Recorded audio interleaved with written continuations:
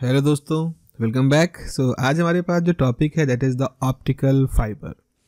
आपके पास लेजर के बाद का अगला टॉपिक है ऑप्टिकल फाइबर। देखिए, ऐसा है कि आज की डेट में ऑप्टिकल फाइबर जो है वो समझ लो कि हमारी मॉडर्न टेक्नोलॉजी की नस है। ये ना होता तो इस तरह से डेवलपमेंट ना होता आज की डेट में, हम मांग कह सकते हैं। तो ऑप्टिकल फाइबर, अब हम अगर बात करें तो advent of the optical fibre is initiated after the development of laser. थोड़ा सा इसको पुश मिला, हालांकि लोग उससे पहले बात कर रहे थे। हिस्टोरिकली तो टिंडल के ज़माने से, रदरफोर्ड, इवन रेले के समय से इसके बारे में लोग अलग अलग तरह से बात कर रहे थे, बट इसके प्रोग्रेशन को ताकत मिली जब 1960 के अराउंड लेज़र डेवलप हुई। ओके, सो इससे क्या हुआ कि जो इन्फॉर्मेशन है started to transmit by light. Normally इसका बेसिक आइडिया है कि हम इन्फॉर्मेशन को, हम किसी सिग्नल को लाइट के थ्रू एक जगह से दूसरी जगह तक भेजें। नॉर्मली क्या होता था? नॉर्मली ये होता था कि हम तारों का इस्तेमाल करते थे। तारों के थ्रू, इलेक्ट्रिकल सिग्नल्स के थ्रू हम अपने इंफॉर्मेशन को एक जगह से दूसरी जगह भेजते थे करंट के through. So more information may be transmitted by using light in comparison to the electrical signal. Electrical signal एक कह सकते हो पुरानी टेक्नोलॉजी थी, बट अभी हम लोग क्या कर रहे हैं? अभी हम लोग ऑप्टिकल फाइबर का इस्तेमाल करके एक और एफिशिएंट तरीके से हम अपनी इंफॉर्मेशन को भेज रहे हैं। अगर होता क्या है कि हम, अच्छा सवाल यह है कि लाइट को हम इस तरह से क्यों भेज रहे हैं, तार के थ्रू, फाइबर के थ्रू? ऐसे भी तो भेज सकते हैं। तो होगा क्या, अगर एटमॉस्फेयर से लाइट मूव करेगी तो उसकी एनर्जी जो है वो हवा के मॉलिक्यूल में बहुत तेज़ी से उसकी एनर्जी का लॉस होगा। डिसिपेशन जिसको हम कहते हैं, डिसिपेट करेगी बहुत तेज़ी से, बहुत कम समय में डिसिपेशन हो जाएगा। तो इसीलिए हमें एक चैनल चाहिए, हमें एक ऐसा माध्यम चाहिए जिससे लाइट बह सके, एक चैनल वहाँ पर हमें चाहिए। सो इसी चीज़ को हम ऑप्टिकल फाइबर के थ्रू अचीव करते हैं। तो ऑप्टिकल फाइबर एक तरह से आप मान सकते हो कि हमारा एक ऐसा साधन है जिसकी सहायता से हम लाइट को बिना फ्री स्पेस में इसको भेज सकते हैं। देखिए, अगर इसका हम साइड एक व्यू देखना चाहें तो सबसे ऊपर जो है हमारा एक शीट होता है, कवर होता है। उसके अंदर एक ट्रांसपेरेंट मीडियम ले लो, कांच ले लो या प्लास्टिक ले लो ट्रांसपेरेंट, इनका एक क्लैडिंग होती है। और फिर उसके बीच में यहाँ पर कोर होता है। कोर, नाम जैसा कोर है, तो मुख्य रूप से जो इन्फॉर्मेशन है लाइट के फॉर्म में वो कोर से ही जाने वाली है। क्लैडिंग उसको एक तरह से सपोर्ट करती है, टोटल इंटरनल रिफ्लेक्शन को, और शीट जो होता है ये कोर और क्लैडिंग को एक तरह से कवर देता है। अगर हम क्रॉस सेक्शनल व्यू देखें तो देखो, बीच में सबसे सेंटर पर आपके पास कोर है जिसमें कि लाइट फ्लो करती है बेसिकली। उसके ऊपर क्लैडिंग है टोटल इंटरनल रिफ्लेक्शन को कराने के लिए, और सबसे ऊपर शीट होता है। Okay, so fibre optic cable carry more data because of the greater bandwidth. अभी कुछ टेक्निकल टर्म है, बैंडविड्थ वगैरह की चीज़ें हैं। आप ये कह सकते हो कि इन्फॉर्मेशन है, डिफरेंट वेवलेंथ की इन्फॉर्मेशन है, डिफरेंट फ्रिक्वेंसी उसमें है। तो जो लाइट है उसमें जो फाइबर से फ्लो करती है उसके पास एक कैपेसिटी ज़्यादा होती है कि वो ज़्यादा डाटा, ज़्यादा इन्फॉर्मेशन फ्लो करा सके। Okay, fibre is much thinner और lighter than the metal wire. अगर हम देखें तो वो हल्का होता है, उसकी जो वेट होता है वो कम होता है। तो इसीलिए वो कई जगहों पर जहाँ वेट का इश्यू आ जाता है वहाँ पर भी हम ऑप्टिकल फाइबर अगर यूज करें तो हमें काफ़ी सहायता मिलती है। Data is transmitted digitally not analogically. तो एनालॉजिकल मेथड जो होते हैं वो जो हम करंट, कंटिन्यूअस जो करंट होती है उसके थ्रू अगर फ्लो करते हैं तो एनालॉगस मेथड होते हैं। लेकिन हम यहाँ पर डिजिटल डाटा ट्रांसफ़र करते हैं। जैसे आप लोग सेट टॉप बॉक्स वगैरह देखते हो या आप लोगों ने जियो फाइबर सुना होगा, तो ये कुछ इंटरनेट प्रोवाइड करने वाली जो फैसिलिटी है ये ऑप्टिकल फाइबर के थ्रू डाटा फ्लो कराते हैं।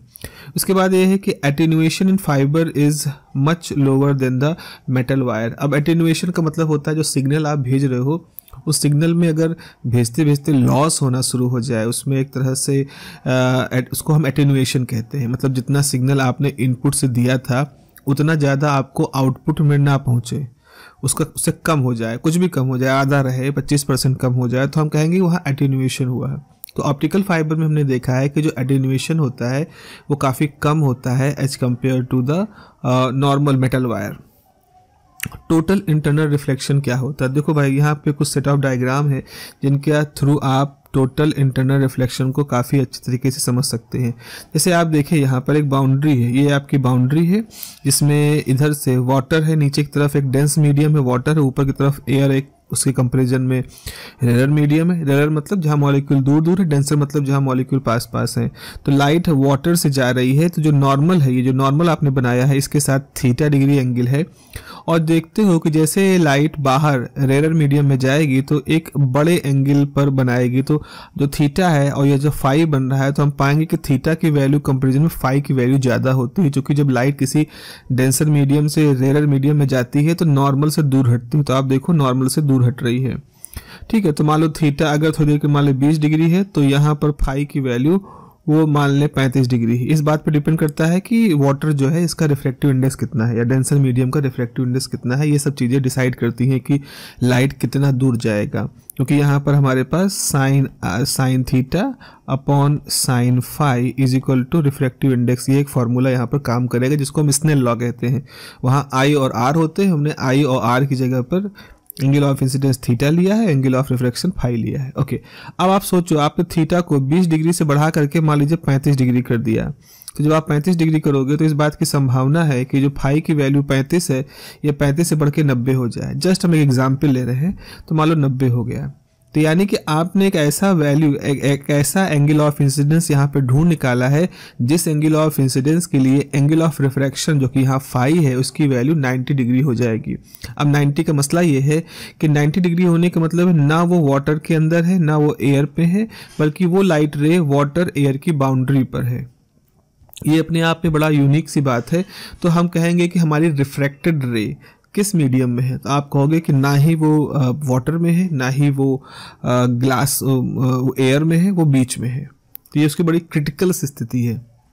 इसीलिए ये जो फाई थीटा सी है इस एंगल को हम क्या नाम देते हैं, क्रिटिकल एंगल, बिकॉज इस समय क्रिटिकल कंडीशन को बिलोंग कर रही है। अगर आपने एंगल ऑफ इंसिडेंस को मान लो ये कितना है, मान लो ये कुछ 35 डिग्री है, 35 डिग्री पर ऐसा हुआ, तो हम इस सिस्टम के लिए, इस वाटर एयर कॉम्बिनेशन के लिए 35 डिग्री को क्रिटिकल एंगल कहेंगे। मान लीजिए आपने इधर से एंगल ऑफ इंसिडेंस जो 35 था उसको बढ़ा के 40 कर दिया। अगर आप इसको 40 कर दोगे तो फाई की वैल्यू जो है एंगल रिफ्रैक्शन एंगल उसकी वैल्यू भी 90 से बढ़ जाएगी। तो अगर हमने थीटा को थीटा सी से बढ़ा दिया, यानी थीटा की वैल्यू 35 से बढ़ा के 40 कर दी, तो यहाँ फाई जो है वो 190 से बढ़ के हो सकता है 110 हो जाए। 110 आने से क्या होगा कि अब जो ये रिफ्रैक्टेड लाइट है ये एयर में नहीं है, देखो आप एयर में नहीं है बल्कि ये वापस पानी में आ गया। तो ऐसा लग रहा है कि ये जो ब्लू लाइन है जो कि एक्चुअल में पानी और एयर की सरफेस है वो एक मिरर की तरह से काम करना शुरू कर रही है ना, जैसे मिरर होता है जिससे रिफ्लेक्शन हो जाता है। तो यहाँ पर आप देख रहे हो कि टोटल इंटरनल रिफ्लेक्शन हो रहा है। हालांकि यहाँ फेज शिफ्ट होता है और भी कई सारे इसमें, अगर आप एडवांस ऑप्टिक्स पढ़ोगे तो यहाँ पे चीज़ें आप इस पॉइंट पर जहाँ पे इंसिडेंस हो रहा है यहाँ पे हम चीज़ें देखते हैं, कुछ फेज शिफ्ट का ऐसा कुछ होता है, but we are not going to discuss that in so much detail. तो ये है हमारा टोटल इंटरनल रिफ्लेक्शन। तो total internal reflection takes place only when light ray enters from denser medium towards the boundary of rare medium.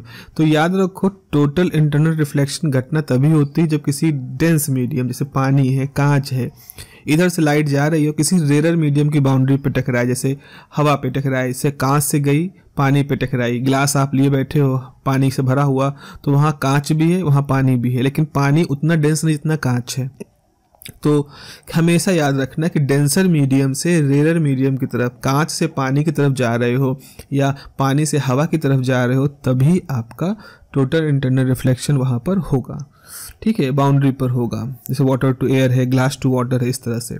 अब for example आप देखो refractive index के थोड़ा सा आइडिया आप ये समझो कि रिफ्रैक्टिव इंडेक्स जो होता है वो किसी मीडियम की डेंसिटी को बताने के लिए होता है। और डेंसिटी जैसे घनापन, मतलब जैसे मान लो एक कोई मीडियम ए है उसका रिफ्रैक्टिव इंडेक्स 1.5 है, दूसरा मीडियम बी है उसका रिफ्रैक्टिव इंडेक्स 1.8 है। तो जिसका रिफ्रैक्टिव इंडेक्स ज़्यादा होगा इसका मतलब वो ज़्यादा घना होगा, उसमें ज़्यादा से ज़्यादा मॉलिक्यूल होंगे जो कम से कम जगह पर रखे, ये घने होने का मतलब है।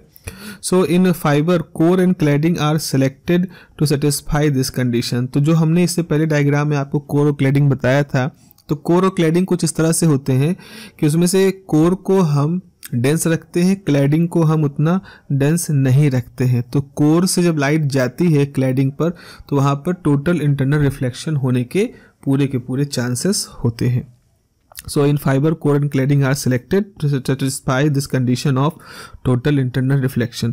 अब देखो यहाँ पर मान लो कि ये जो हिस्सा है जिसको मैं यहाँ पर वाइट से शेड कर रहा हूँ, this is a medium 1.5 reflective index का। तो ये कोर वाला हिस्सा है और कोर के ऊपर चाहे मतलब इधर भी देखो, नीचे की तरफ यहाँ भी देखो, जो क्लैडिंग है उसका रिफ्लेक्टिव इंडेक्स 1.4 है। तो कोर और क्लैडिंग का ये हिसाब किताब है। अब एक बड़ा जरूरी सा टर्म होता है ऑप्टिकल फाइबर केस में जिसे हम कहते हैं एक्सेप्टेंस एंगल और न्यूमेरिकल एपर्चर। ये दोनों ही बड़े इंपॉर्टेंट पैरामीटर हैं किसी ऑप्टिकल फाइबर को डिफाइन करने के लिए। तो अब हमने क्या किया कि सेंट्रल का जो हिस्सा है ये आपका कोर है और उसको चारों तरफ से घेरे हुए ट्रांसपेरेंट क्लैडिंग है। तो कोर में एक एक्सिस है, जो आप डॉटेड लाइन देख रहे हो, ये इसकी एक्सिस है, axis of the core, axis of the optical fibre. हमने एक्सिस के साथ कोई एंगल थीटा आई रखा, एंगल ऑफ इंसिडेंस हमने थीटा आई रखा। तो अब यहाँ पर क्या है, ये जो हिस्सा है एयर का, तो एयर से लाइट जब कोर में जाएगी तो कोर तो कहाँ है, डेंस है, तो जो आपकी रे है वो सीधी ना जा करके अपने रास्ते से थोड़ा सा डेविएट हो जाएगी, नॉर्मल की तरफ झुकेगी। तो नॉर्मल की तरफ झुक गई तो मान लो एंगल ऑफ इंसिडेंस आपका थीटा आई था, तो एंगल ऑफ रिफ्रैक्शन जो कोर के अंदर है वो थीटा आर है। अब इस सीधी रेखा में लाइट जा रही है और कोर और क्लैडिंग की बाउंड्री पर टकरा रही है।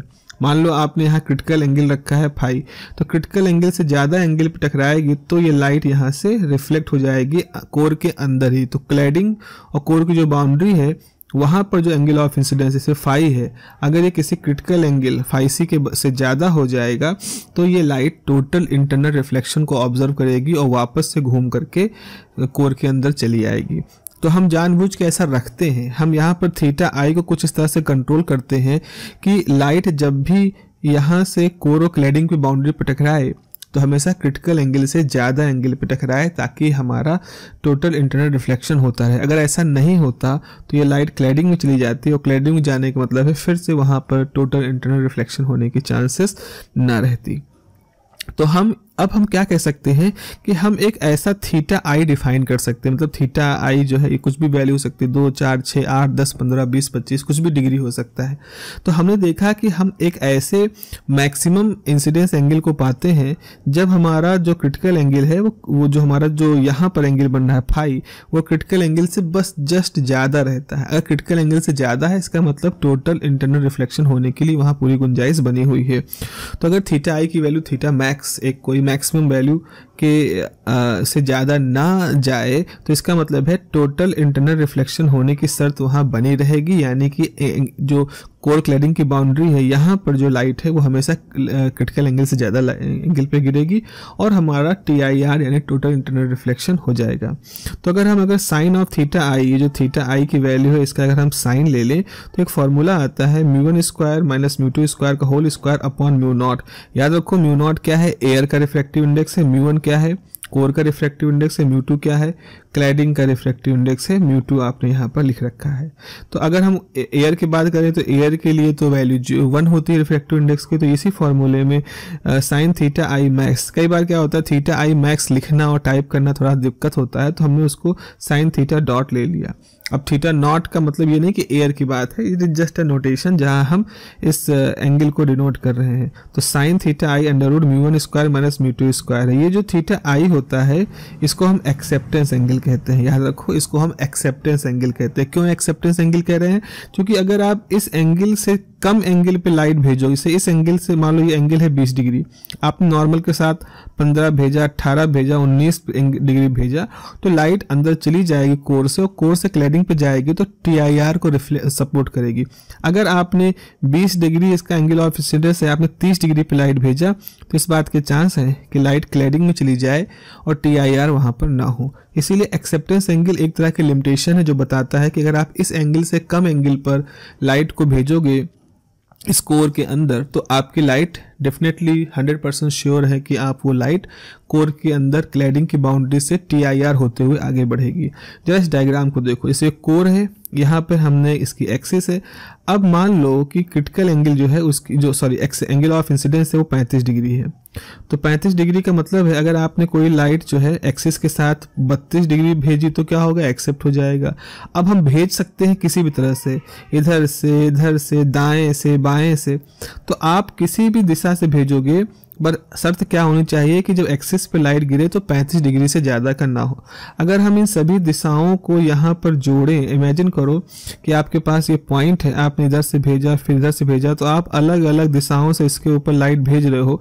तो उन सारी दिशाओं को अगर हम एक सरफेस के रूप में ट्रेस करें तो हम एक कोन पाएंगे। तो इसको हम एक्सेप्टेंस कोन कहते हैं। इट इज जस्ट एक तरह से आप विजुलाइजेशन का तरीका आप समझिए कि अगर हम सभी दिशाओं से किसी पॉइंट पर 35 डिग्री या उसके अंदर के एंगल पे गिराएं तो वो जो पूरा स्ट्रक्चर बनेगा वो एक कोन जैसा बनेगा। अच्छा, तो ये वही चीज़ दिखा रहा है, उसको एक्सेप्टेंस कोन कहते हैं।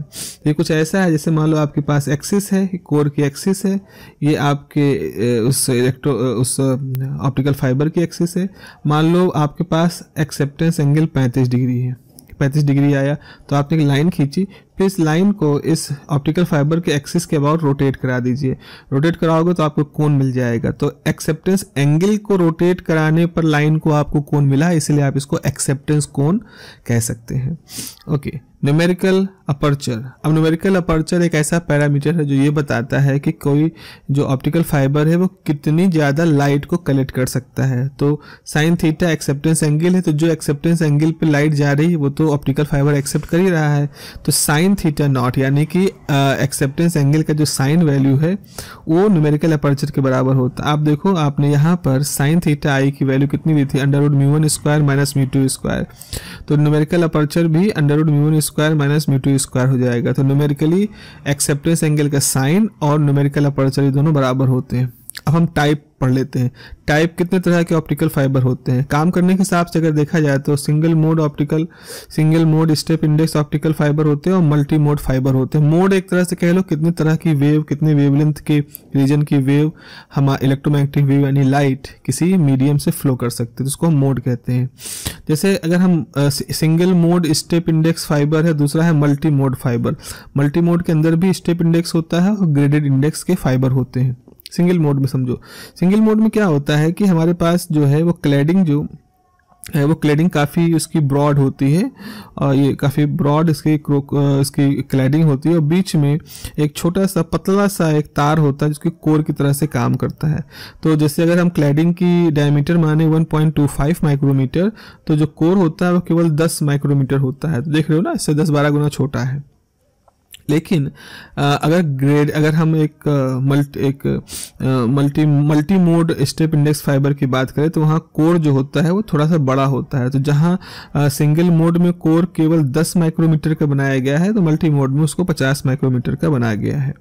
अब क्या होता है, ये useful for the large cable run. जो सिंगल मोड वाले होते हैं जिसका कोर पतला होता है, 10 माइक्रोमीटर का होता है, वो लॉन्ग रेंज केबल के लिए होते हैं। मतलब लंबी दूरी तक अगर इन्फॉर्मेशन पहुँचाना है, मान लो 2 किलोमीटर, 4 किलोमीटर, 500 मीटर, इस तरह से लंबे वायर अगर आप यूज कर रहे हो तो उनमें सिंगल मोड ऑप्टिकल फाइबर ही होता है। लोअर सिग्नल लॉस होता है, मतलब इसके अंदर जो भी इंफॉर्मेशन आप भेज रहे हो कोर क्लैडिंग से बार बार टकराते हुए फ्लो करता रहता है, तो लॉस के चांसेस कम होते हैं। बिल्कुल जीरो तो नहीं कह सकते, इतना तो जीरो तो होगा ही, बट बहुत कम होते हैं। और इन्फॉर्मेशन बैंडविड्थ ज़्यादा होती है। तो इन्फॉर्मेशन बैंडविड्थ का यही मतलब है कि एक बहुत लंबे बड़े रेंज, वेवलेंथ की रेंज की इन्फॉर्मेशन को आप एक जगह से दूसरी जगह तक भेज सकते हैं। अब आता है मल्टीपोल ऑप्टिकल फाइबर। तो मल्टीपोल ऑप्टिकल फाइबर में क्या होता है कि हमारा जो कोर है वो उसकी डायमीटर ज़्यादा होती है। डायमीटर ज़्यादा होने की वजह से उसमें ज़्यादा सिग्नल आप भेज सकते हो। अब देखो, आपने कोर की रिफ्रैक्टिव इंडेक्स रखा 1.5 और क्लैडिंग का रिफ्रैक्टिव इंडेक्स रखा 1.4। तो आप देखते हो कोर खत्म होते एकदम से रिफ्रैक्टिव इंडेक्स 1.4 का रीजन शुरू हो जाता है। तो इसको मल्टी मोड ऑप्टिकल फाइबर कहते हैं। और ये कैसा हिसाब बन रहा है, स्टेप जैसा। इधर देखो, ये भी स्टेप बन रहा है, ये देखो ये स्टेप है और वैसे इधर पे देखने पे ये स्टेप बन रहा है, तो इसीलिए इसको स्टेप इंडेक्स ऑप्टिकल फाइबर कहते हैं। ग्रेडेड में क्या होता है, ग्रेडेड में हम ऐसा इसको बनाते हैं कि जैसे सेंटर वाला हिस्सा है, इस हिस्से की जो ऑप्टिकल फाइबर है, कोर का ये हिस्सा है, इसका रिफ्रैक्टिव इंडेक्स 1.5 है। थोड़ा सा दाएं आगे बढ़ोगे तो इस हिस्से का रिफ्रैक्टिव इंडेक्स 1.492 है, तो यहाँ हिस्से का है 1.82 है। फिर यहाँ जाओगे तो हो सकता है 1.46 है, फिर यहाँ आओगे तो 1.40 है। तो आप देख रहे हो कि एकदम से 1.5 से घट के 1.4 नहीं होता, बल्कि 1.5 से 1.49, 1.48, 1.46, फिर 1.40 इस तरह से होता है। तो जो कोर होता है उसका रिफ्रैक्टिव इंडेक्स एक्सिस पे कुछ और होगा, एक्सिस से दूर जाने पर उसका रिफ्रैक्टिव इंडेक्स कुछ और होगा। तो होगा क्या, जरा मल्टी मोड स्टेप इंडेक्स के बारे में देखो। इसमें जो कोर है, इसमें जो लाइट जाती है, तो वो जब इन बाउंड्री पे टकराती है कोर क्लैडिंग मीडियम पर, तो बहुत तेजी से अपनी दिशा को परिवर्तित करती है। इस दौरान कुछ लॉस हो जाता है, लेकिन ग्रेडेड में चूंकि रिफ्रैक्टिव इंडेक्स लगातार बदल रहा है, 1.5 से लगातार घट रहा है, तो हर पॉइंट पर छोटा छोटा छोटा रिफ्रैक्शन होगा, तो ये लाइट कभी भी बाउंड्री को बिल्कुल हार्ड हिट नहीं करेगी, बल्कि उससे पहले ही बहुत स्मूथ तरीके से वहां से मुड़ जाएगी। तो हमें ऐसा लग रहा है कि बहुत ही ग्लैंसिंग, बहुत ही स्मूथ तरीके से, ऐसा लग रहा है तैरती हुई यहाँ पर बिना बाउंड्री के साथ तेजी से हिट किए कोर क्लैडिंग बाउंड्री जो ये वाली है, कोर क्लैडिंग बाउंड्री को बिना तेजी से हिट किए ये वेव हमारी आगे बढ़ती जा रही है। Okay, now let us see some things which is mathematical, जैसा कुछ यहाँ पर हमारे पास है। जैसे हमारे पास एक नंबर ऑफ मोड, किसी फाइबर में कितने तरह के मोड, कितने नंबर ऑफ मोड जा सकते हैं उसके बारे में बात है। तो अब होता क्या है कि वी नंबर फैक्टर होता है, जिसको कि हम ऑप्टिकल फाइबर के लिए डिफाइन करते हैं। उससे ये पता चलता है कि number of mode of propagation depends upon the diameter of wire. तो जो वायर का जो कोर का, वायर मतलब ऑप्टिकल फाइबर, तो जो कोर है वो अगर बहुत पतला है तो उसी हिसाब से हम एक वी नंबर पाएंगे जो कुछ और होगा, और एक कोर है जिसका सेंट्रल हिस्से का डायमीटर ज़्यादा है तो उसके लिए वी नंबर अलग होगा। तो वी नंबर एक तरह का पैरामीटर है जिसको कि हमें समझना है, इस बात को समझाने के लिए कि हम जो ऑप्टिकल फाइबर ले रहे हैं उसमें क्या हो रहा है, उसमें ज़्यादा मोड फ्लो करेंगे या कम मोड फ्लो करेंगे। तो जरा देखो, इसका फॉर्मूला होता है V बराबर pi D n1 by lambda naught. n1 तो कोर का रिफ्रैक्टिव इंडेक्स है, d उसका डायमीटर हो गया, पाई नंबर है, लेमडा नॉट एक वेवलेंथ है जो कि मोड जो आप भेज रहे हो उसकी अपर लिमिट बताएगी। 1 minus n2 square by n1 square. Derivation की कोई इतनी आवश्यकता आपके लिए नहीं है, आप वो फॉर्मूले को याद रखें। अब क्या हुआ कि अगर हम यहाँ पर n1 को अंदर मल्टीप्लाई कर दें, आपने n1 को अंदर मल्टीप्लाई किया तो स्क्वायर रूट के अंदर जाएगा तो स्क्वायर हो जाएगा। अब यहाँ इसका एलसीएम ले लीजिए, n1 स्क्वायर कैंसिल हो जाएगा, तो आपके पास बचेगा pi D by lambda naught under root n1 square minus m2 square. जरा याद करो, न्यूमेरिकल अपर्चर जो आपने अभी यहाँ डिफाइन किया था ऊपर, तो वो होता है under root μ1 square minus μ2 square. तो इसका मतलब है यहाँ पर भी ब्रैकेट के अंदर under root n1 square minus n2 square, notation में थोड़ा चेंज हुआ है, म्यू से n पे आ गए हैं, तो ये under root n1 square minus n2 square क्या दिखा रहा है न्यूमेरिकल अपर्चर, तो pi time D by lambda naught, ये है वी नंबर का फॉर्मूला। यहाँ लेमडा नॉट क्या है, कैरेक्टरिस्टिक वेवलेंथ है, जो एक तरह से आप कह सकते हो ये एक तरह से हमें कट ऑफ वेवलेंथ के बारे में बताएगा कि हमारा इस सिस्टम के लिए कट ऑफ वेवलेंथ कितना है। जैसे फॉर सिंगल मोड, अब बाकी तो हमने चीज़ें बताई हैं, डी डायमीटर वगैरह है, तो अगर मान लो सिंगल मोड है तो ये देखा गया एक्सपेरिमेंटली, मतलब बार बार लोग इसको जो परफॉर्म किए हैं कि जो v की वैल्यू है वो 2.4 से ज़्यादा नहीं होनी चाहिए, हद से हद इसके बराबर हो सकती है बट 2.405 से ज़्यादा नहीं होनी चाहिए। तो अब आप इस फार्मूले में अगर v की वैल्यू 2.405 अगर आप रख रहे हो तो आप यहाँ से लेमडा को इधर भेजो, तो आपने लेमडा को इधर भेजा, वी को इधर भेजा, तो लेमडा नॉट की वैल्यू हो गई पाई डी, वी की वैल्यू क्या है 2.405 जो कि आपने यहाँ पर माना है। जब इसको रखते हो तो हमारे पास इस लेमडा नॉट को हमें कट ऑफ वेवलेंथ कहते हैं, मतलब इससे ज़्यादा वेवलेंथ को फ्लो नहीं कराया जा सकता है। तो ये है, और देखा ये हमने गया है कि अगर हमारे पास स्टेप इंडेक्स ऑप्टिकल फाइबर है, स्टेप इंडेक्स ऑप्टिकल फाइबर क्या है, जैसे यहाँ पर एकदम से जो रिफ्रैक्टिव इंडेक्स है वो कोर के क्लैडिंग का चेंज होता है। तो अगर हमारे पास कैसा है स्टेप इंडेक्स ऑप्टिकल फाइबर है तो नंबर ऑफ मोड जो होता है वो v स्क्वायर बाई 2 होता है। v यहाँ पर क्या है, v अभी हमारे पास यहीं पर है कि जो हमने डिफाइन किया है, तो v हमारा एक v नंबर है किसी ऑप्टिकल फाइबर के लिए, ये हमारा v नंबर है। और अगर आपके पास ग्रेडेड इंडेड ऑप्टिकल फाइबर है तो वो और आधे सपोर्ट करता है, तो उस समय v स्क्वायर बाई 4 हो जाता है। तो याद रखना, अगर स्टेप इंडेक्स है तो v स्क्वायर बाई 2 होता है, ग्रेडेड में आप इस्तेमाल करोगे तो थोड़ा उसकी सोफिस्टिकेशन बढ़ जाती है, तो वो v²/4 मतलब half of the single step index optical fibre होता है। Okay, let us discuss one more thing, that is the fractional refractive index. ये एक रिलेटिव रिफ्रैक्टिव इंडेक्स जिसको हम कहते हैं। तो नॉर्मली क्या है कि रिफ्रैक्टिव इंडेक्स ऑफ कोर हमने μ1 माना है, रिफ्रैक्टिव इंडेक्स ऑफ क्लैडिंग हमने μ2 माना है, और न्यूमेरिकल अपर्चर की ये वैल्यू होती है। अब हम μ1² माइनस μ2² जो है उसको थोड़ा सा मैथमेटिकली करते हैं। आप a माइनस बी का होल a² माइनस b² का होल स्क्वायर की वैल्यू क्या होती है, पहले ब्रैकेट में a प्लस बी, दूसरे में a माइनस बी। तो हमने यहाँ पर a plus B a minus B इस तरह से ले लिया। उसके बाद फिर क्या हुआ, जो भी हमारे पास टर्म आता है इसमें 2μ1 से मल्टीप्लाई किया, 2μ1 से डिवाइड कर दिया। क्यों किया है, बस हमारा मैथमेटिकल इम्प्लीकेशन जिससे सही से यहाँ पर हो जाए। अब आपने 2μ को डिवाइड कर दिया, μ1 μ2/2 कर दो, μ1 माइनस μ2/μ1 कर दो, क्योंकि आपने ऑलरेडी μ1 से मल्टीप्लाई कर रखा है, तो मैथमेटिकली यहाँ कोई इशू नहीं आपके सामने आएगा। अब क्या है, μ1 प्लस μ2/2 है, इसको हम मान लें μ1 है, जस्ट सपोज, क्योंकि कोर का रिफ्रैक्टिव इंडेक्स जो होता है वो क्लैडिंग के रिफ्रैक्टिव इंडेक्स से ज़्यादा होता है। तो अगर आपने μ1 प्लस μ2 जोड़ के 2 से डिवाइड कर दिया तो मान लीजिए जो भी वैल्यू आई वो μ1 के लगभग है, क्योंकि μ1 डोमिनेट कर रहा है। वैसे ही μ1 माइनस μ2 अपॉन μ1 है। तो कोर का रिफ्रैक्टिव इंडेक्स माइनस क्लैडिंग का रिफ्रैक्टिव इंडेक्स अपॉन कोर का रिफ्रैक्टिव इंडेक्स, ये जो है इसको एक नाम दे दिया गया fractional refractive index delta R, जिसको हमने कह दिया है। तो आप देखो इस फॉर्मूले में ये जो पूरा है μ1 माइनस μ2 अपॉन μ1, ये जो है वो कुछ नहीं और कुछ नहीं है, वो हमारा रिलेटिव रिफ्रैक्टिव इंडेक्स है। तो ये तो हो गया रिलेटिव रिफ्रैक्टिव इंडेक्स, μ1/μ2 अपॉन 2 को हमने लगभग μ1 मान रखा है। तो अब हमारे पास क्या हो जाएगा, तो हमारे पास जो फार्मूला बचेगा न्यूमेरिकल अपर्चर का, ये देखो न्यूमेरिकल अपर्चर का है तो फार्मूला चल रहा है। तो न्यूमेरिकल अपर्चर का जो फार्मूला होगा उसके अंदर होगा अंडर रूट में μ1 प्लस डेल्टा μ2, ये हो गया अंडर रूट में μ1 इंटू डेल्टा म्यू, जो कि म्यू आर है, refractive index relative refractive index है, और बाकी जो है वो 2μ1 है। तो इस तरह से आप इसको जब सॉल्व करोगे तो μ1 मल्टीप्लाई हो जाएगा, μ1² है, स्क्वायर रूट से बाहर आ जाएगा, अंदर बचेगा 2 time delta mu R, relative refractive index के टर्म में हो गया। Also in term of the delta mu R variation of the refractive index of graded index optical fibre is given. तो जो इस केस में हमारे पास न्यूमेरिकल अपर्चर तो देख लिया है, अगर हम जो प्रोफाइल है जिस तरह से चेंज हो रहा है, याद करो अभी हम लोगों ने बात की थी कि इस तरह से रिफ्रैक्टिव इंडेक्स लगातार घट रहा है, 1.4 की तरफ अप्रोच कर रहा है। तो ये बहुत ही आसान सी चीज़ नहीं है, बहुत ही हल्के में लेने वाली चीज़ नहीं है। इसके लिए एक मैथमेटिकल फार्मूला है NR, जो कि चैनल का फार्मूला भी कह सकते हो, √1 minus 2 delta mu R R/A alpha. अब यहाँ पर अल्फा कोई कॉन्स्टेंट है, अल्फा हमारे पास कोई कांस्टेंट है, डेल्टा म्यू आर तो रिलेटिव रिफ्रैक्टिव इंडेक्स है। अब अगर देखो यहाँ पर ये हमारा अगर ऑप्टिकल फाइबर है तो इसकी एक्सिस है, तो इसके अंदर जो कोर है, इस कोर का कुछ हम कोई वैल्यू ले सकते हैं, और जो पूरा ऑप्टिकल फाइबर है इसकी जो रेडियस है वो a है। तो ऑप्टिकल फाइबर की रेडियस a है, आप मान लीजिए एक्सिस से r दूरी पर है, अल्फा हमारा कोई कांस्टेंट है।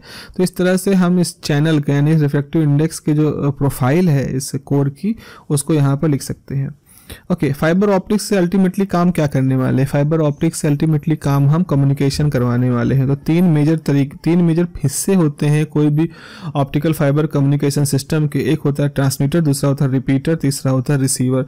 ट्रांसमिट जिससे हम सिग्नल को ट्रांसमिट करते हैं, रिपीटर जो स्ट्रॉन्ग सिग्नल कर देता है, अगर चलते चलते सिग्नल में लॉस होने की वजह से, अटेन्यूएशन होने की वजह से जो वीकनेस आ गई उसको मजबूत कर देता है, और रिसीवर जो होता है वो उस सिग्नल को वापस से रिसीव करता है और साथ ही साथ कन्वर्ट भी करता है। तो आप देखो ट्रांसमीटर ये है, रिपीटर ये है, और एक तरह से जो रिसीवर है वो ये वाला हिस्सा जो है हमारा रिसीवर है। आप देखें आप क्या करने वाले हैं, आप करने ये वाले हैं कि सबसे पहले आप एक इनपुट सिग्नल लेंगे, पहले एक सिग्नल लेंगे, उस सिग्नल को हम इनपुट सिग्नल वाले पोर्ट में डालेंगे। फिर एक कोडर होता है जो कि उस इनपुट सिग्नल को कोडिंग करता है। डिजिटल सिग्नल में digital to analogue, analogue to digital converter, आप लोग पढ़ेंगे इलेक्ट्रॉनिक्स में, वैसा ही कुछ होता है। तो मान लीजिए कि जो सिग्नल आया इनपुट सिग्नल, ये एक एनालॉग सिग्नल है, कुछ कंटिन्यूअस किस्म का है, इसको कोडर ने डिजिटल सिग्नल में कन्वर्ट कर दिया, और डिजिटल सिग्नल में कन्वर्ट करने के बाद किसी मॉड्यूलेटर पोर्शन पे डाल दिया। साथ ही साथ हमने लेजर सोर्स या लाइट एमिटिंग डायोड है, इसका इस्तेमाल करके भी इसी मॉड्यूलेटर को स्टिमुलेट किया। तो इस मॉड्यूलेटर ने उस सारी चीज़ को एक लाइट सिग्नल के फॉर्म में कन्वर्ट कर दिया, और उसको हमने अटैच फाइबर में फीड कर दिया। फाइबर से सिग्नल जाता है रिपीटर के पास, रिपीटर में सिग्नल जो लाइट के फॉर्म में है, वो फोटो डायोड पर गिराता है, उसके बाद उसको एम्पलीफाई करता है, उसको फिर से ट्रांसमिट कर देता है। यहाँ सिग्नल जो होता है रिपीटर से उसकी स्पीड स्ट्रेंथ बढ़ जाती है, वहाँ से फिर सिग्नल ऑप्टिकल फाइबर के थ्रू आता है फोटो डिटेक्टर पर, जो आपके रिसीवर पे लगा है। फोटो डिटेक्टर जो होता है वो उस ऑप्टिकल सिग्नल को इलेक्ट्रिकल सिग्नल में कन्वर्ट कर देता है, जिसको कि हम RC couple amplifier, IC amplifier इस पर एम्पलीफाई कर देते हैं। फिर डीमॉड्यूलेटर पे डालते हैं, मतलब जो भी मॉड्यूलेशन हुआ था उसका उल्टा होता है। जैसे यहाँ पर एक मॉड्यूलेशन था, मॉड्यूलेटर था मॉड्यूलेशन करने वाला, वैसे एक डीमॉड्यूलेटर रखते हैं डीमॉड्यूलेशन करने वाला। मॉड्यूलेशन की उल्टी प्रक्रिया होती है। फिर सिग्नल को रखते हैं, फिर सिग्नल को हम डिकोडर पे डालते हैं, फिर आउटपुट पे आप भेजते हो। तो इस तरह से ट्रांसमीटर से होता हुआ रिपीटर, रिपीटर से होता हुआ रिसीवर, ये पूरी यात्रा पूरी होता है। Attenuation in the optical fibre. अब देखो एटेन्यूएशन का मतलब क्या होता है, आपने इनपुट में ज़्यादा पावर भेजी लेकिन आउटपुट में आपको पावर ज़्यादा नहीं मिली, इसका मतलब रास्ते में कहीं जो पावर है वो खत्म हो रही है।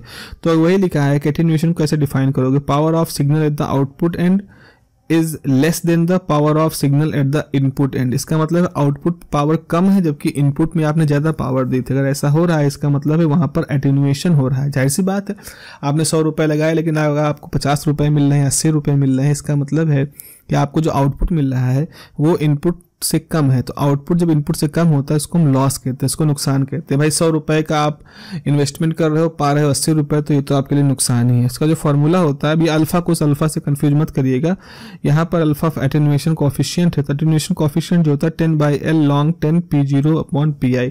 Pi मतलब initial, at the initial level, जहाँ से हमने भेजना शुरू किया था सिग्नल उस दौरान जो हमारा इनपुट पावर थी, और PO मतलब होता है आउटपुट पावर है। इसको हम डेसीबर पर किलोमीटर के यूनिट में नापते हैं। तो 10/L log 10 P0/Pi। I am not going in the detail of this derivation, but this is the formula. Okay अब ये होता है कि ये जो लॉस हो रहे हैं हमारे सिस्टम में, इन लॉस के कारण क्या है, किस तरह के लॉस किस वजह से होते हैं। तो दो तरह से लॉस होते हैं, एक होता है स्कैटरिंग लॉस, एक होता है एब्जॉर्प्शन लॉस। स्कैटरिंग लॉस को समझने के लिए आपको समझना पड़ेगा कि हम फाइबर कैसे बनाते हैं। फाइबर बनाने के लिए क्या होता है, जो कांच होता है नॉर्मली एक ट्रेडिशनल तरीके अगर हम सोचें तो कांच को हम गलाते हैं, गलाने पे वो थोड़ा सेमी लिक्विड सा हो जाता है, फिर उसको खींचते हैं। तो जब आप उसको खींचते हैं यूनिफॉर्म तरीके से, जो तार खींचता है और उस पर सूखता है, तो उसके अंदर कुछ माइक्रोस्कोपिक वेरिएशन आ जाते हैं, बबल के फॉर्म में या और किसी फॉर्म में कुछ माइक्रोस्कोपिक वेरिएशंस वहाँ पर आ जाते हैं। तो डेंसिटी ऑफ उस ग्लास के अंदर, तो उसकी वजह से कुछ सेंटर बनते हैं जिन पे लाइट जाती है, तो वहाँ से लाइट टकरा करके थोड़ा सा स्कैटर्ड हो जाती है, बिखर जाती है, और शायद थोड़ा सा लॉस भी हो जाए, उसका लॉस होता ही है उसका। तो change refractive index of glass, certain dopant are added that produce inhomogeneous point. अब हम क्या करते हैं कि हम जो कि कोर का रिफ्रैक्टिव इंडेक्स क्लैडिंग से ज़्यादा रखना चाहते हैं, और ऑलमोस्ट कोर और क्लैडिंग के कांच में थोड़ा बहुत अंतर रखते हैं। अब ये थोड़ा बहुत अंतर प्रोड्यूस करने के लिए हमें क्या करना होता है, हमें उसमें डोपिंग करनी होती है। जैसे सेमीकंडक्टर में डोपिंग करते हैं ना, वैसे ही यहाँ पे कुछ डोपिंग करते हैं। अब वो जो डोपिंग होता है कई बार वो उस तरह से ओके सो अब वो जो आप रिफ्रैक्टिव इंडेक्स को मिलाने को ऐड करने के लिए, चेंज करने के लिए जो डोपिंग करते हो, उसकी वजह से फिर हमारे पास कुछ सेंटर ऐसे हिस्से बनते हैं जहाँ पर कि जो है स्कैटरिंग होती है।